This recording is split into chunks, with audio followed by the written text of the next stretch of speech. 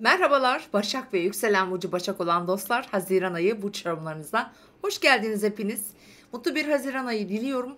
Öncelikle lütfen yükselen, sonra öz güneş burcunuz, daha sonra da eğer biliyorsanız ay burcunuza göre izlemeyi unutmayın. Evet, yılın ortasındayız, yaz ayına giriyoruz ve bu yaz ayına girer girmez bizim enerji motivasyon gezegenimiz Mars Aslan burcunda ilerliyor.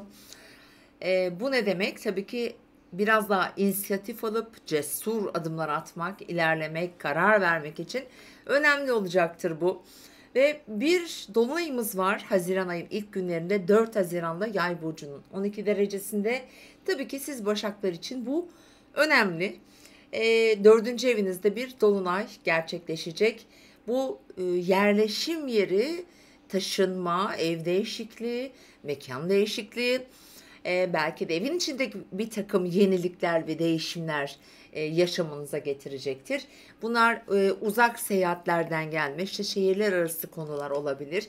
Oradan misafir gelebilir, böyle bir durum olabilir veya belki eğitim için ya da tatil için size gelecekler, siz gideceksiniz, hukuki süreçler vesaire gibi alanlarınız güçlü. Şimdi evet, bu yeni ayın, dolunayın etkileri 18 Haziran'a kadar sürecektir. Bakın, ailenizin içinde, evinizin içinde bir takım değişimler söz konusu olabilir. Bunlar gayrimenkullerin satışıyla da alakalı olabilir. Belki kiralama ile ilgili konularda olma ihtimali, olasılığı var. Diğer yandan Haziran ayının ilk günlerinde şimdi Boğa burcundaki Jüpiter, Kuzey düğüm ve Merkür Boğa burcunda. Tabii ki eğer sizin de böyle ilk 5 derece Başak güneşiniz, yükseleniz varsa gerçekten çok karmik olarak da bizi destekleyen, geçmişten gelen bir takım hani kör düğümleri deriz, çözmek için çok olumlu fırsatlar veriyor ki özellikle sizin uluslararası konular, hukuki konular, eğitim, öğrenim gibi yabancılarla, belki başka ülkelerle olan, belki akademik konular gibi kavramlar, konuları çalıştıracak. Yani bu dolunayla birlikte buraları aktifleşecek. Belki bir geliş gidiş, belki bir karar verme zamanı olacak gibi düşünebiliriz. Evet, diğer yandan Venüs de artık Aslan burcuna geçiyor. Hemen Haziran ayının 5'inde ve ay boyunca Haziran ayının sonuna kadar Aslan burcunda bizim enerji gezegenimizle aşk ve sevgi gezegenimiz birlikte ilerleyecekler. 12. evde biraz arka planda olacak sizin için. Sevgi, aşk, flörtler, efendim biraz daha kadınlarla olan ilişkilerimiz, belki erkekler, çünkü dişi ve eril, yani erkek ve dişi figürlerin bir arada olduğunu görüyoruz. Biraz gizli, nasıl diyelim, romantizm aslında ön planda olabilir. Gizli ilişkiler olabilir. Nasıl diyelim, platonik aşklar burada yine söz konusu olabilir. Bir takım ilişkilerde açığa çıkacak bilmediğiniz durumlar olabilir. Ya da belki sizin için böyle hani aileye çok açılanamayan bir takım konular olabilir. Bu durumlar aktif olacaktır. Diğer yandan bu transit tabii ki sadece aşk ve ilişkilerle ilgili değil. Kişinin kendi özünde, kendi içinde sanatsal bir yaratıcılığı da ortaya çıkartacaktır. Bu mesela iş meslek hayatında bir yenilik, bir yaratıcılık söz konusu olabilir. Yeni bir kapı açabilir. Mesela vizyonunuzu geliştirebilir.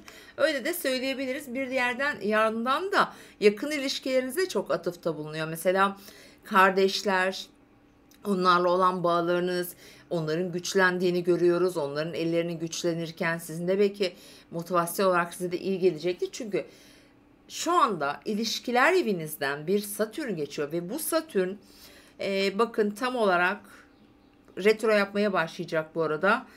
19 Haziran günü Balık burcunda retro yapmaya başlayacak. Şimdi ilişkilerle ilgili geçmişe döneceksiniz biraz sevgili Başaklar. Arkanızda bıraktığınız, bunlar mesleki bakımdan olacağını söyleyebilirim. Yani çok uzağa da gitmenize gerek yok. Hemen geçtiğimiz 8 ay öncesine gidin ya da bir yıl öncesine gidin. Orada mücadele ettiğiniz konularda bir tekrar bir altyapı çalışması gerekebilir. Çalıştığınız yer, birlikte çalıştığınız insanlar veya o alandaki konular güçlenecektir ve biraz otorite figürleriyle bazı anlaşmazlıklar da getirebilir açıkçası. Ve ilişkilerinizin yönünde seyreden Satürn burayı biraz rahat bırakacak açıkçası, öyle söyleyelim. Şimdi gelelim Merkür'ümüze. Bakın, Merkür sizin yönetici gezegeniniz.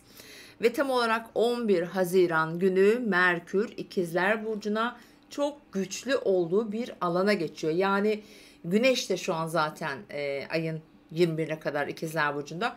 Tam hayatınızın tepe noktasında birleşen bir Güneş Merkür görüyoruz. Aslında sizin tüm odağınız, hayatınızın tümünü ilgilendiren konular.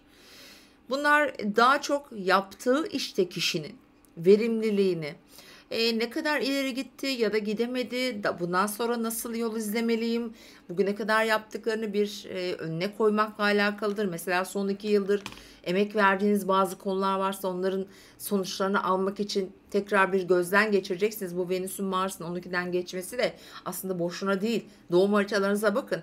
Burası çok önemli çalışacaktır.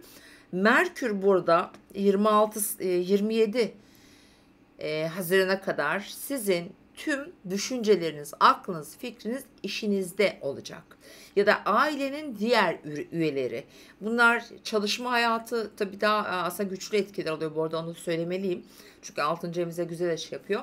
Ve diğer yandan da kazançlarınız efendim. Gelir ve giderlerinizi, yani böyle bir hasat zamanı sanki. Bir şeyleri toplama artık. Hani altyapısını hazırladığınız konuları, mesela tarlanızı ekersiniz. Ürünleriniz artık zamanı geldiğinde büyür. Satarsınız ve onları paraya çevirirsiniz. Böyle bir süreç. Öyle düşünebilirsiniz. Evet, diğer yandan ayın 18'ine geldiğimizde bakın yine kariyer çok önemli olacak hayatınıza dedim. Tam 27 derece İkizler Burcu'nda bir yeni ay doğuyor. Yine sizin için bu tepe noktası dediğimiz, aslında burası sırf kariyer değildir. Ailevi konuları da çok içerir.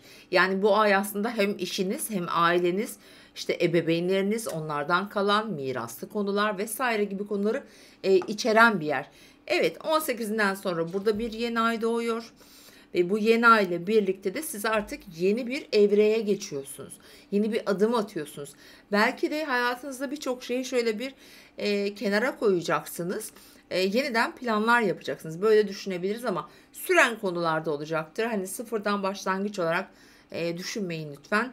Hem Satürn'ün hem Plüton'un 11'inde, Plüto da artık Oğlak Burcu'na geriliyor. Gerilemeye başladığı, bu iki ağır gezegenin gerilemeye başladığı bir haftada, Haziran ayı boyunca da siz biraz geçmişle yüzleşme durumlarını yaşayacaksınız. Ama merak etmeyin, Plüton'un Oğlağa gerilemesi siz Başaklara oldukça iyi gelecek. Mesela çocuklarınızın zafiyetleri, hastalıkları, eğitimle ilgili konuları veya çözülmesi için beklenen konular için iyi gelir. Diğer yandan eski ilişkiler için iyi gelir. Maddi konular, girişimler, önceden aldığınız küçük bir yatırım koyduğunuz kenara, mesela onların zamanı gelebilir. Alıp onu artık paraya çevirebilirsiniz. Yani finansal yapıları da hareketlendiriyor. Gerçekten Başaklar için çok dolu, çok özel bir ay Haziran ayı. Ve devam ettiğimizde bu arada 22-26 Haziran arasında biraz dikkat, çünkü Uranüs Mars karesi var, genel olarak etkileyici. Öfke kontrolleri biraz zor olabilir ve hemen şöyle 21'ine baktığımızda da 21 Haziran'da artık Güneş Yengeç Burcu'na geçiyor ve 27 Haziran'da da Merkür, yani iletişim gezegenimiz Yengeç'e geçiyor. Yani sizin dinamikleriniz 22'sinden sonra biraz kayıyor. Nereye? Sosyal yaşantıya, biraz daha bağ kurmaya, direkt temasa geçiyorsunuz, insan içine giriyorsunuz. Bir takım insanlarla görüşeceksiniz, biraz daha görünür olacaksınız. Arkadaşlar, eski dostlar veya belki de eskiden görüştüğünüz insanlarla tekrar iletişim kuracaksınız. Tabii burada yeni tanışmalar da olma olasılığı da var. Sosyalleşiyorsunuz, biraz daha rahatlıyorsunuz, onu da söyleyebilirim.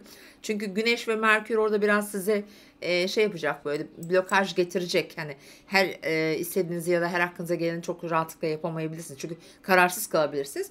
Evet, böyle bir ay. Merkür de Yengeç'e geçtikten sonra dediğim gibi ayın sonuna kadar da sosyal bir dönem başlıyor. Sizler için ay içinde aslında hayatının her alanında diyelim en fazla aktif olacak en çok kararlar alacak burcu siz Başaklar olacaksınız. Lütfen efendim doğum haritanıza bakmanızı tavsiye ederim. Evet, izlediğiniz için sağ olun, teşekkür ederim. Eğer Denizaltın Astroloji kanalına abone değilseniz de lütfen abone olun ve videomuzu paylaşın, daha çok insan izlesin. Hoşça kalın, mutlu bir Haziran.